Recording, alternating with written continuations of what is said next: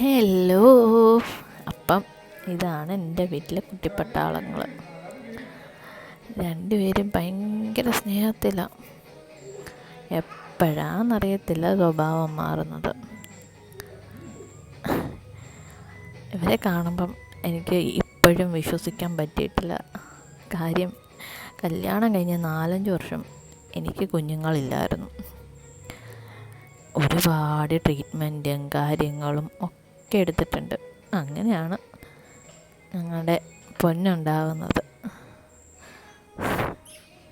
ബിലാൽ.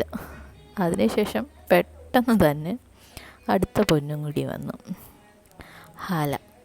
അപ്പം മുഹമ്മദ് ബിലാലും ഹാല മറിയവും ഇന്ന് ഈ ലോകത്തെ ഞങ്ങളുടെ എല്ലാം, ഞങ്ങളുടെ സന്തോഷം എല്ലാം ഇവരാ.